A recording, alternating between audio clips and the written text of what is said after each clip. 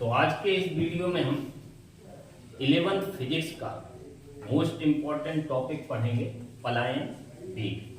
तो सबसे पहले ये जानेंगे कि पलायन वेग होता क्या है। तो जैसे ये पृथ्वी है, इस पृथ्वी के चारों ओर जहां तक इसके आकर्षण बल का प्रभाव रहता है उसे हम गुरुत्वीय क्षेत्र बोलते हैं। तो मान लो पृथ्वी का आकर्षण बल इतनी जगह में काम कर रहा है, तो ये पृथ्वी का गुरुत्वीय क्षेत्र है, गुरुत्वीय क्षेत्र। अब किसी वस्तु को पृथ्वी तल से हम ऊंचाई पर फेंक रहे हैं। अगर हमने मान लो किसी वस्तु को 20 किलोमीटर प्रति घंटे की स्पीड से फेंका तो वो इतनी ऊपर तक गई। जैसे जैसे हम वस्तु को फेंकने की स्पीड बढ़ाते जाएंगे तो ये वस्तु और ऊपर तक जाएगी। तो जैसे जैसे हम वस्तु को दिया गया वेग का मान बढ़ाते जाएंगे तो ये वस्तु और ऊपर तक जाएगी। तो एक कंडीशन ऐसी आ जाएगी कि वो वस्तु गुरुत्वीय क्षेत्र के बाहर निकल जाएगी। तो गुरुत्वीय क्षेत्र क्या है? पृथ्वी का आकर्षण बल जितनी जगह में काम कर रहा है। तो एक ऐसा वेग जिससे किसी वस्तु को फेंकने पर वो पृथ्वी के गुरुत्वीय क्षेत्र से बाहर चली जाए, तब उस वेग को हम क्या बोलते हैं? पलायन वेग। पलायन मतलब जगह छोड़ना। जैसे मान लो कोई एक शहर से दूसरे शहर में पलायन कर गया। पलायन करना मतलब उस जगह को छोड़ देना। तो ऐसे ही पृथ्वी से अगर कोई वस्तु को बहुत ज्यादा वेग से फेंक दिया जाए तो वो पृथ्वी को पलायन कर जाती है, मतलब पृथ्वी से बाहर चली जाती है, फिर वो पृथ्वी तल पर लौटकर कभी नहीं आती। तो पलायन वेग की परिभाषा क्या हो गई? पलायन वेग वह वेग है जिससे किसी वस्तु को फेंकने पर वह पृथ्वी के गुरुत्वाकर्षण क्षेत्र से बाहर चली जाती है और पृथ्वी तल पर लौटकर कभी नहीं आती है। तो हमें इस वीडियो में आज पलायन वेग के सूत्र की स्थापना करनी है कि पलायन वेग का व्यंजक क्या है। तो पलायन वेग के लिए व्यंजक को निकालने के लिए हमें इस वस्तु को पृथ्वी तल से गुरुत्वीय क्षेत्र के बाहर तक फेंकने का कार्य निकालना पड़ेगा। पृथ्वी तल से गुरुत्वीय क्षेत्र के बाहर, गुरुत्वीय क्षेत्र के बाहर को हम बोलेंगे अनंत। तो पृथ्वी की सतह से अनंत तक फेंकने का कार्य निकालेंगे और कार्य को गतिज ऊर्जा के बराबर करेंगे, क्योंकि इस पिंड को कौन सी ऊर्जा दी गई है? गतिज ऊर्जा। उस गतिज ऊर्जा की वजह से अपना ये सतह से अनंत तक गया है। तो जो कार्य हुआ है वो गतिज ऊर्जा के कारण हुआ है। तो हम दो चीजें निकालेंगे, एक कार्य और एक गतिज ऊर्जा, और इन दोनों को आपस में बराबर कर देंगे। बराबर करके हमें वेग का मान निकालना है। तो अब मेन क्वेश्चन पलायन वेग के लिए व्यंजक शुरू करते हैं। तो इसके लिए हम डायग्राम बनाएंगे पहले। तो मान लिया ये पृथ्वी है और पृथ्वी की जो त्रिज्या है वो हमने ले ली कैपिटल आर। ये पृथ्वी की त्रिज्या है, ये पृथ्वी का केंद्र है। अब इधर पृथ्वी की सतह पर एक वस्तु है स्मॉल m द्रव्यमान की, और इस पृथ्वी का द्रव्यमान है कैपिटल M। अभी सतह पर जब वस्तु है तब उसकी केंद्र से दूरी होती है कैपिटल R के बराबर, त्रिज्या के बराबर। अब इस वस्तु को हम सतह से अनंत तक फेंकने का मतलब इधर तक, अनंत मतलब गुरुत्वीय क्षेत्र के बाहर तक फेंकने का कार्य निकालेंगे।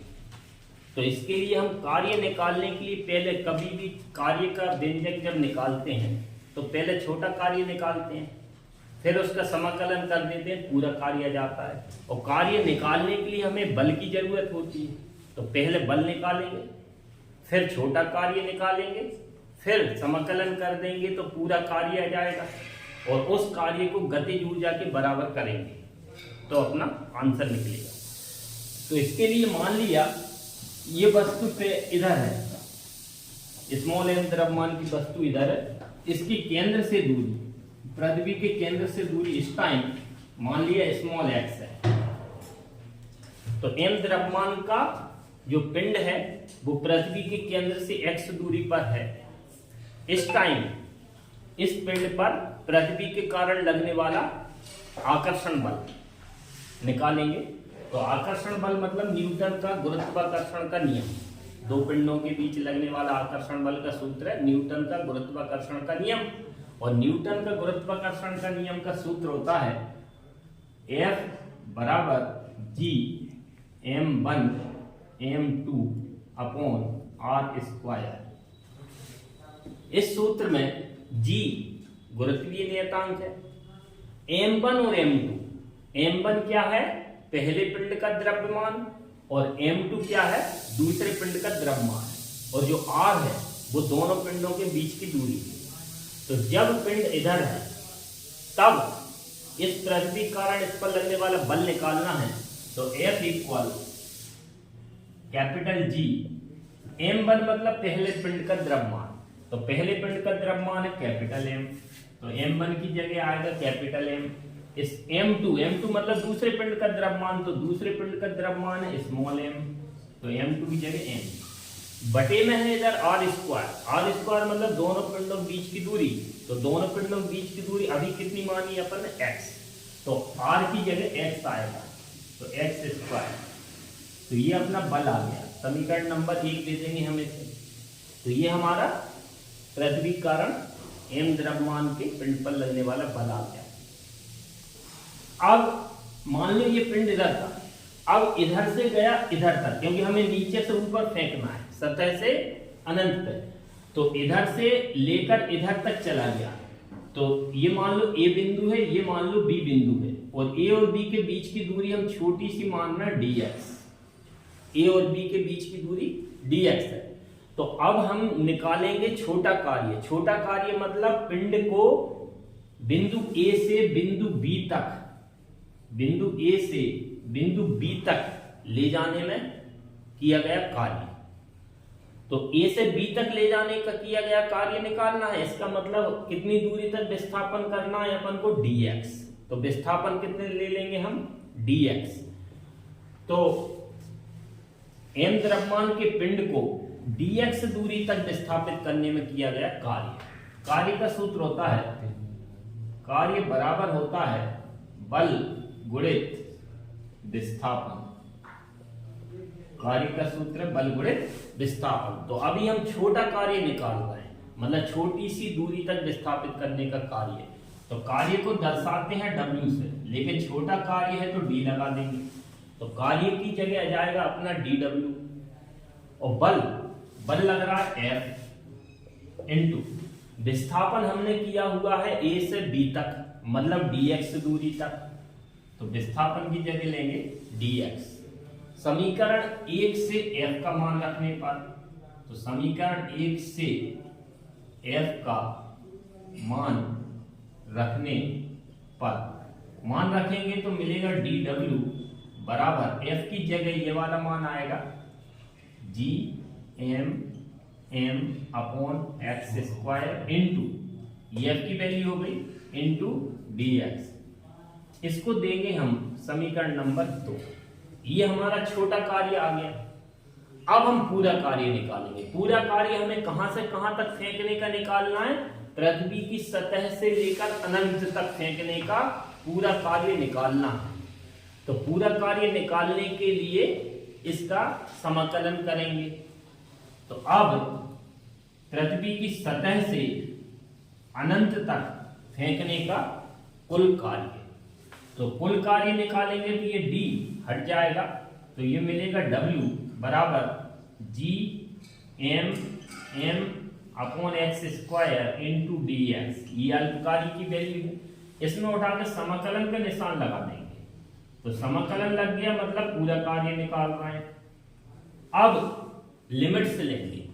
लिमिट्स मतलब कहां से कहां तक, तो इधर से फेंका है तो ये पृथ्वी केंद्र से कितनी दूर था r, तो r दूरी से फेंका है, और कहां तक फेंका है अनंत दूरी तक, तो r से अनंत इसकी सीमाएं लग जाएंगी, लिमिट्स लगेंगी। तो कहां से कहां तक, तो ये लोअर लिमिट कहलाती है, ये अपर लिमिट कहलाती है। अब हम इसको सॉल्व करेंगे तब हमारा कार्य निकलेगा।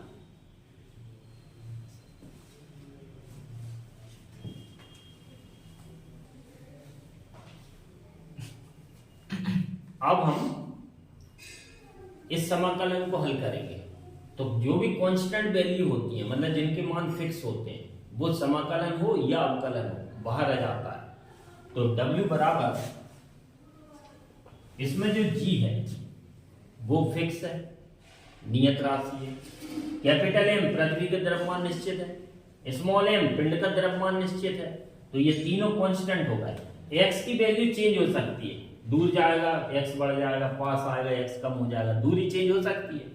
तो दूरी को छोड़ के ये तीनों चीजें कांस्टेंट हैं, तो बाहर आ जाएंगी। तो W बराबर capital G capital M small m, ये तीनों समाकलन से बाहर आ गए। लिमिट चल रही है r से अनंत तक, और अंदर बचा, ऊपर बचा एक, कुछ नहीं बचा मतलब एक, upon x square into dx। ये कॉन्स्टेंट्स बाहर निकाल दिए। अब हम x को ऊपर ले जा रहे हैं, तो ऊपर ले जाएंगे तो इसकी घात का चिन्ह बदल जाएगा। तो अभी x की घात 2 है, जब ऊपर जाएगा तो x की घात -2 हो जाएगा। तो W बराबर G capital M small m समाकलन के अंदर x की घात -2 dx। अब एक समाकलन का फेमस सूत्र है, समाकलन x की घात n dx बराबर होता है x की घात n+1 अपॉन n+1। ये फॉर्मूला है समाकलन का। तो जैसे एग्जांपल देखें, समाकलन x की घात 3 का करना हो, x की घात 3 का समाकलन करना हो, तो x की घात n का समाकलन करते हैं तो घात बन जाती है n+1 और बटे में घात आ जाती है n+1। इसका मतलब एक घात बढ़ाना है और बढ़ाने के बाद जितनी घात आएगी वो बटे में जाएगी। तो x की घात 3 है, जब इसका समाकलन हम करेंगे इस फॉर्मूले से, तब एक घात बढ़ जाएगी, तो x की घात कितनी हो जाएगी 4, और बढ़ने के बाद जो घात आएगी वो बटे में जाएगी 4। तो ये समाकलन का चिन्ह हट जाएगा। तो ये और dx ये दोनों समाकलन के चिन्ह है तो हट जाएंगे। तो x की घात 3 की जगह क्या हो गया, x की घात 4/4 समाकलन का चिन्ह। अब समाकलन x की घात जैसे -2 का करें, -2 का समाकलन करेंगे, तो -2 का समाकलन करेंगे तो एक घात जोड़ेंगे। तो -2 में यदि हम एक घात जोड़ दें, -2 में एक घात जोड़ देंगे तो क्या मिलेगा, -1। तो इधर x की घात -2 है तो क्या हो जाएगी, x की घात -1/-1। तो समाकलन का मतलब एक घात जोड़ना है। तो x की घात 3 है तो कितनी हो गई, x की घात 4/4। x की घात -2 है तो कितना हो गया, x की घात -1, क्योंकि माइनस है, -2 में एक जुड़ा है तो -1/1। तो ये वाला फॉर्मूला हम लगाएंगे। तो इधर देखें, तो अभी जो बताया था वही का वही आ गया। तो ये आ जाएगा अपना W बराबर G m। अब ये समाकलन हट जाएगा। तो समाकलन हटेगा तो x की घात -2 की जगह एक घात जुड़ जाएगी तो -1 और अपॉन में -1। ये समाकलन हो चुका है। तो ये और ये dx का मतलब ये है कि x के सापेक्ष समाकलन चल रहा है। तो ये समाकलन का चिन्ह हटेगा तो ये आ जाएगा, लेकिन लिमिट्स अपनी जगह चलेंगी, लिमिट्स नहीं हटी अभी। तो लिमिट्स, लोअर लिमिट r है, अपर लिमिट अनंत है, इन्फिनिटी। अब ये -1 हम बाहर ले रहे हैं तो अपना मिलेगा W बराबर G m और -1 यदि हम बाहर ले लें तो ये माइनस चिन्ह पहले आ जाएगा और x इनवर्स की जगह लिख देंगे हम 1/x। -1 बाहर आ गया तो ये माइनस लग गया और x इनवर्स की जगह हमने लिख दिया 1/x। मतलब x को हम नीचे ले गए तो घात प्लस की हो गई, तो घात क्या हो जाएगी, x की घात 1, -1 थी ऊपर तो नीचे गई तो +1, एक घात लिखते नहीं है। तो 1/x लिमिट्स हैं r से अनंत। अब लिमिट्स कैसे रखते हैं, तो लिमिट्स अपर लिमिट पहले रखना है और लोअर लिमिट माइनस करके लिखना है, लेकिन किसकी जगह रखना है? जिसके सापेक्ष समाकलन है। तो समाकलन किसके सापेक्ष चल रहा है? x के सापेक्ष। तो ये लिमिट्स किसकी है? x की है, मतलब ये x के मान है। तो पहले अपर लिमिट रखेंगे x की जगह माइनस x की जगह लोअर लिमिट। तो लिमिट्स रखेंगे तो w बराबर g m m, x की जगह पहले अपर लिमिट आएगी 1/अनंत माइनस करके x की जगह लोअर लिमिट कैपिटल R आएगी। अब 1/अनंत बराबर होता है 0। इसका मतलब ये हुआ किसी भी संख्या में अनंत का भाग दोगे तो आंसर 0 आता है, और 0 का भाग दोगे तो आंसर अनंत आता है। तो अभी 0 का भाग दिया 1 में, तो मतलब अनंत का भाग दिया 1 में, तो कितना जाएगा? 0। तो ये मान 0 हो रहा है और ये माइनस चल रहा है साथ में। तो W बराबर माइनस GMM, ये वैल्यू हो गई 0 माइनस 1/R। अब 0 माइनस 1/R, इसका मतलब ये हुआ 0 किसी भी चीज में जोड़ोगे तो कोई मतलब नहीं है, घटाओगे तो ये हट जाएगा। तो कितना आएगा? W बराबर माइनस GMM, और ब्रैकेट में क्या बचा? -1/R, ये बच रहा है।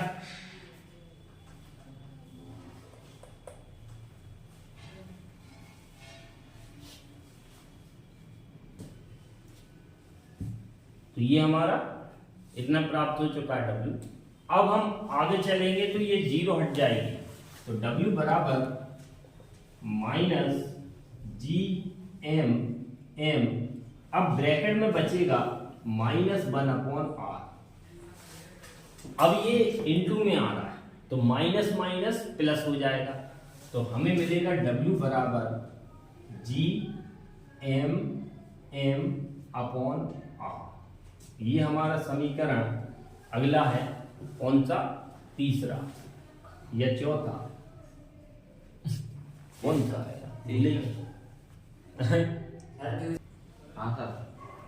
अब इसके बाद हमें मिलेगा W बराबर -GMM, और ब्रैकेट में बच रहा है -1/R, 0 हट जाएगी। अब ये माइनस माइनस प्लस हो जाएगा। तो W बराबर GMM/R, ये हमारा मिला समीकरण नंबर 3। ये कार्य निकल आया, पृथ्वी की सतह से अनंत तक फेंकने का कार्य आ गया। अब हमें इस कार्य को गतिज ऊर्जा के बराबर करना है। तो पहले हम गतिज ऊर्जा लिखेंगे। तो मान लिया कि पिंड को पृथ्वी की सतह से VE वेग से फेंका गया। VE मतलब पलायन वेग। तो पिंड को कितना वेग दिया है? पलायन वेग के बराबर, मतलब VE। तब उस पिंड की गतिज ऊर्जा का सूत्र बनेगा K बराबर, सूत्र होता है 1/2 mv², गतिज ऊर्जा का सूत्र है। लेकिन V की जगह हमने पिंड को दिया गया वेग कितना है? VE। VE मतलब एस्केप वेलोसिटी, हिंदी में बोलते हैं पलायन वेग। तो ये हमारा गतिज ऊर्जा का फॉर्मूला है, समीकरण नंबर 4। अब हमें ये पता है इस गतिज ऊर्जा से ही पिंड को फेंकने का कार्य हुआ है। तो इसका मतलब गतिज ऊर्जा ही कार्य कर रही है। तो इन दोनों को हम बराबर करेंगे। तो गतिज ऊर्जा बराबर कार्य, क्योंकि गतिज ऊर्जा दी है तभी वो पृथ्वी की सतह से अनंत तक फेंकने का कार्य हुआ है। तो गतिज ऊर्जा का फॉर्मूला रख दिया हमने पहले, 1/2 mve² बराबर कार्य ये है अपना GMM/R। हमें पलायन वेग का सूत्र निकालना है, मतलब VE का मान निकालना है। तो ये जो 2 है और m है, इनको हम उस साइड ले जाएंगे। तो 2 बटे में है तो ऊपर चले जाएगा, और m ऊपर है तो नीचे चले जाएगा। तो पक्षांतर कर रहे हैं इसका और इसका। तो VE² बराबर मिलेगा, ये 2 ऊपर चला गया, 2GMM/R, और ये जो m है ये नीचे चला जाएगा। तो अपॉन में m लिख दिया, ये वाला है। अब ये m से m कट गया, अब हमें मिला VE स्क्वायर बराबर 2G m, कैपिटल M बचा upon R, 2GM upon R। तो इधर जो m है वो कौन सा है? पृथ्वी का द्रव्यमान। इसका मतलब जिस पिंड को हम फेंक रहे थे उसका द्रव्यमान पे पलायन वेग का कोई असर नहीं पड़ रहा है, क्योंकि पलायन वेग के सूत्र में स्मॉल m नहीं आ रहा है। मतलब जिसको फेंका जा रहा है उसके द्रव्यमान से पलायन वेग को कोई मतलब नहीं है। अब एक फॉर्मूला हमने पढ़ा था स्मॉल g और कैपिटल G में संबंध, तो उसका फॉर्मूला आया था Gm upon R square, small g equal, ये फॉर्मूला था। इससे हम त्रियक गुणा करेंगे तो Gm की वैल्यू निकलेगी, तो Gm आएगी, अपनी त्रियक गुणा करेंगे तो Gr स्क्वायर, तो Gm कितना निकला है? Gr स्क्वायर, ये वैल्यू और इधर रख देंगे। तो अब हमें मिलेगा पलायन वेग VE स्क्वायर बराबर 2 इंटू ये जो Gm है इसकी जगह हम रखेंगे Gr square, Gr square upon capital R। अब ऊपर आ रहा है R स्क्वायर, नीचे आ रहा है R, तो एक R कैंसिल हो जाएगा, तो VE स्क्वायर इक्वल मिला 2GR। अब ये V स्क्वायर हमें चाहिए V, तो वर्गमूल ले लो दोनों पक्षों का, तो इधर से स्क्वायर हटेगा तो इधर रूट लग जाएगा 2GR। ये अपना पलायन वेग का सूत्र है। मोस्ट इंपॉर्टेंट क्वेश्चन है ये MP बोर्ड के हिसाब से। यदि ये वीडियो पसंद आया हो तो चैनल को सब्सक्राइब जरूर करें और अपने फ्रेंड्स को भी शेयर करें, ताकि आगे आने वाली वीडियो आप तक तुरंत पहुंचते रहे। Thank you.